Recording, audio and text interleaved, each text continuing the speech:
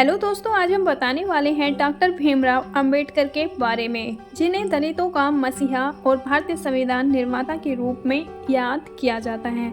इस पूरी जानकारी के लिए वीडियो के अंत तक जरूर बने रहिए और जो न्यू यूजर है प्लीज सब्सक्राइब करना ना भूलें। चलो वीडियो शुरू करते हैं।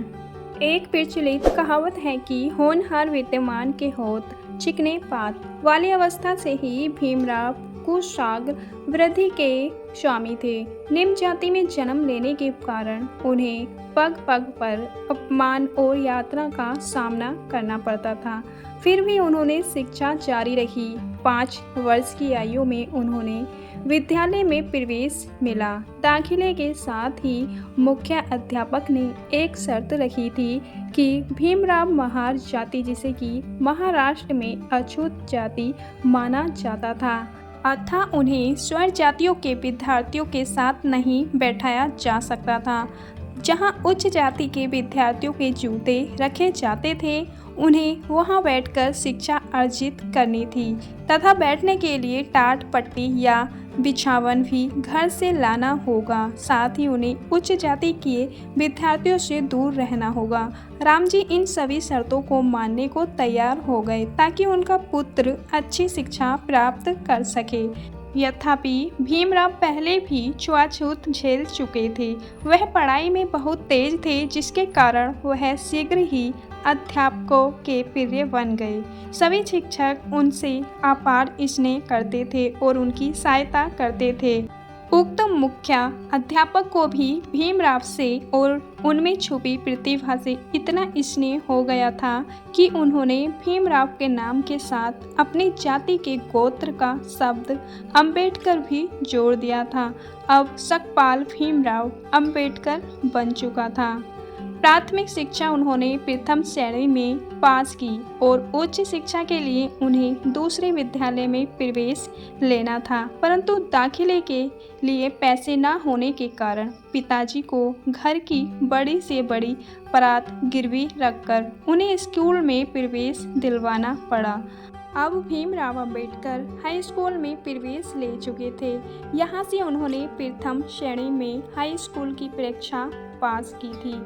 उच्च स्कूल प्रथम श्रेणी में पास करने के लिए पश्चात भीमराव को कॉलेज में प्रवेश की चिंता सताने लगी, क्योंकि उनके पिता की आर्थिक स्थिति इतनी अच्छी नहीं थी कि वह उन्हें कॉलेज में प्रवेश दिलवा सके। अतः उनके मित्र कैसुलकर के आग्रह पर वह बड़ौदा नरेश के दरबार में पहुंचे और अपनी व्यथा सुनाई। राजा अनुभवी थे। उन्होंने भीमराव को 25 रुपये मासिक छात्रवृत्ति देने और 100 रुपये कॉलेज में प्रवेश व किताबें आदि खरीदने के लिए दिए। यह राशि उन्हें तब तक दी जानी थी तब तक वह पढ़ाई करना चाहते थे। भीमराव ने BA 1913 में प्रथम श्रेणी में पास की। इसी समय उनका विवाह रामाबाई से हो गया था। फिर वे उच्च शिक्षा के लिए अमेरिका गए। 21 जुलाई 1913 कोलंबिया विश्वविद्यालय में उन्हें प्रवेश मिल गया। 2 जून 1915 में उन्होंने ईस्ट इंडिया कंपनी का प्रशासन एवं वित्त व्यवस्था पर अपना संवाद प्रस्तुत किया और 10 जून 1916 को उन्होंने PhD की उपाधि प्राप्त की। 1916 में लंदन के एक स्कूल से HSc, DSc और बार एट लॉ की उपाधि लेकर भारत आए। अमेरिका व ब्रिटेन से उच्चतर शिक्षा प्राप्त करने के पश्चात डॉक्टर भीमराव अंबेडकर वापस भारत आ गए और बड़ौदा रियासत को अपनी सेवाएं प्रदान की। उन्हें सैन्य सचिव के पद पर नियुक्त किया गया और उनका वेतन 2000 रुपये प्रति माह निश्चित किया गया, परंतु वहां पर अधीनस्थ कर्मचारियों के उनके प्रति नकारात्मक व्यवहार व अपमानजनक स्थिति से वह काफ़ी दुखी हुए और अपने पद से त्यागपत्र दे दिया। फिर वे अपने मित्र कैलुस्कर की सहायता से वह मुंबई के कॉलेज में अर्थशास्त्र और राजनीतिक शास्त्र के प्रोफेसर नियुक्त हुए, परंतु अपने सहयोगी प्रोफेसर के उनके प्रति अपमानजनक व्यवहार से दुखी होकर उन्होंने वह नौकरी भी छोड़ दी। उसके पश्चात उन्होंने लॉ की अधूरी पढ़ाई पूरी करने का निश्चय किया। 1920 में वह लंदन गए और लग्न पूर्व शिक्षा प्राप्त की तथा रुपये की समस्या पर अपना थीसिस लिखना आरंभ किया। उसके बाद उन्होंने दलित उत्थान, अपेक्षित और गरीब जनता के लिए अपना जीवन अर्पित करने का निश्चय किया और वकालत के पैसे को अपना लिया। शीघ्र ही उन्हें एक मुकदमा दलित बनाम ब्राह्मण मिला, जिसमें ब्राह्मणों ने दलितों को कुएं से पानी भरने के कारण उन पर मानहानि का मामला चलाया था, परंतु अंबेडकर ने अपने तर्कों द्वारा उनके दावे को असत्य सिद्ध कर दिया। इससे दलित वर्ग में अंबेडकर के प्रति श्रद्धा उमड़ पड़ी। डॉक्टर भीमराव अंबेडकर के राजनीतिक जीवन का आरंभ 1925 में हुआ और उन्हें मुंबई विधान परिषद के लिए मनोनीत किया गया। 1926 में महाराष्ट्र में दलित समाज द्वारा एक महासम्मेलन का आयोजन किया गया। इस सम्मेलन में महाराष्ट्र सहित गुजरात, मध्य प्रदेश से भी लोग सम्मेलन में भाग लेने आए थे। इस सम्मेलन में सेना में दलितों की भर्ती, गरीब विद्यार्थियों को छात्रवृत्ति देने और निःशुल्क सेवा की शिक्षा व्यवस्था देने, ब्राह्मणों से दलित वर्गों से समान व्यवहार करने की अपील आदि मांगी। सरकार से किए गई सम्मेलन में वह दलितों के मसीहा बनकर उभरे। इस सम्मेलन में अगले दिन उन्होंने चवदार तालाब से पानी पिया और लोगों से आह्वान किया कि अधिकार मांगने से नहीं अपितु छीनने से मिलेगा। चवदार तालाब से हजारों दलितों ने पानी पिया। उसके पश्चात उन्होंने वीरेश्वर मंदिर में प्रवेश किया। उसके बाद उन्होंने पंडाल में खाना खाया। फिर डॉक्टर अंबेडकर ने पुनः वह सब किया और 3 दिन एक सत्याग्रह किया, जिसके परिणाम स्वरूप उन्हें मंदिर में प्रवेश और चवदार तालाब से पानी पीने का अधिकार प्राप्त हुआ। 4 अक्टूबर 1930 को अंबेडकर प्रथम गोलमेज सम्मेलन में भाग लेने लंदन रवाना हुए। इस सम्मेलन में उन्होंने दलितों की मांग से संबंधित 2 स्मरण पत्र तैयार किए, जिसमें उन्होंने दलितों के साथ किसी भी तरह के भेदभाव पर रोक लगाने और आरक्षण की मांग की थी। डॉक्टर भीमराव अंबेडकर ने गांधी जी को कहा कि आप मुसलमानों और सिखों को आरक्षण देने का समर्थन करते हो, तो अछूतों को भी मुसलमानों के समान मंदिरों में प्रवेश करने, हिंदुओं के साथ मिलने बरतने पर सामाजिक व धार्मिक रोक क्यों है।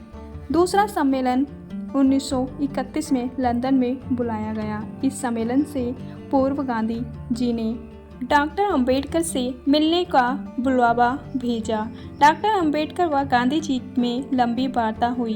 डॉक्टर अंबेडकर ने स्पष्ट शब्दों में कह दिया कि दलितों को हिंदुओं से पृथक निर्वाचन क्षेत्र और कुल जनसंख्या के अनुपात में स्थान आरक्षित चाहिए तथा कांग्रेस सदस्यों को जैसे खादी पहनना अनिवार्य है, उसी तरह दलित को अस्पृश्य का अछूत न मानने को भी अनिवार्य किया जाना चाहिए। मंदिरों, तालाबों या कुओं से पानी भरने पर दलितों पर क्यों रोक लगाई जाती है। दोनों में किसी भी मुद्दे पर सहमति नहीं बन सकती। डॉक्टर भीमराव ने पुनः अपनी मांग ब्रिटिश प्रधानमंत्री रेमजे मैकडॉनल्ड के समक्ष रखी और उन्होंने इस मांग को स्वीकार किया और घोषणा की कि वह दलितों को पृथक रूप से प्रतिनिधित्व देने और चुनावों में खड़े होने का अधिकार प्रदान करते हैं। उनकी इस घोषणा से दलित समाज में खुशी की लहर दौड़ पड़ी, परंतु गांधी जी ने इसका विरोध किया। पूना समझौता 1932 द्वितीय गोलमेज कॉन्फ्रेंस से वापस लौटते ही गांधी जी को गिरफ्तार कर उन्हें यरवदा जेल भेज दिया गया। जेल में से गांधी जी ने एक पत्र लिखकर तत्कालीन वायसराय से दलितों के लिए पृथक चुनाव क्षेत्र की व्यवस्था करने की घोषणा करी। कड़े शब्दों में आलोचना की कि अछूतों को क्या आरक्षण दिया गया है। गांधी जी ने अछूतों या दलितों को आरक्षण देने को हिंदू समाज को खंडित करने की चाल कहा। पंडित मदन मोहन मालवीय कस्तूरबा गांधी आदि ने अंबेडकर जी को समझाने का प्रयास किया, परंतु डॉक्टर अंबेडकर जी किसी भी कीमत पर दलितों के हितों की अनदेखी करने को तैयार नहीं हुए। दोनों ने मिलकर अंबेडकर जी के समक्ष एक प्रस्ताव रखा, जिसमें दलितों के लिए केंद्रीय सभा और विधान सभाओं में स्थान आरक्षित रखने, सरकारी नौकरियों में दलितों के साथ भेदभाव नहीं किए जाने, उन्हें उनकी काबिलियत योग्यता के अनुसार पद देने, अस्पृश्यता की समाप्ति और शिक्षा के बेहतर अवसर प्रदान किए जाने का प्रस्ताव रखा।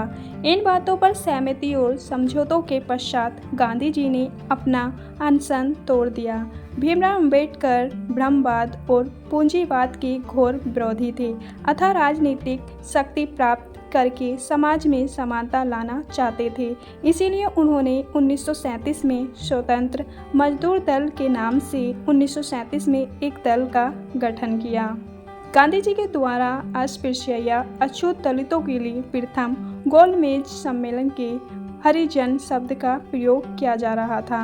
1937 में एक सरकारी बिल बम्बई विधानसभा में पास करके अछूतों के लिए हरिजन शब्द प्रयोग किए जाने का प्रावधान रखा गया, जिसका डॉक्टर भीमराव अंबेडकर और नासिक के दलित नेता दादा साहब गायकवाड़ ने कड़ा विरोध किया। दादा साहब का मत था कि यदि गांधी के अनुसार अछूत लोग ईश्वर की संतान है तो क्या शैवर्ण हिंदू दानव से संबंधित हैं। इस विषय में भीमराव अंबेडकर का विचार था कि शब्द ऐसा नहीं होना चाहिए जिससे पाखंड की वो आती है, अतः उनके दल द्वारा अछूतों के लिए हरिजन शब्द के प्रयोग का कड़ा विरोध किया जाना चाहिए।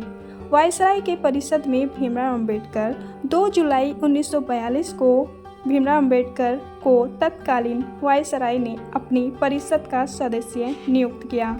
यह दिन भारत के लिए एक ऐतिहासिक घटना के रूप में याद किया जाता है। उनके चयन से अछूतों व श्रमिक वर्गों में खुशी का ठिकाना नहीं रहा था।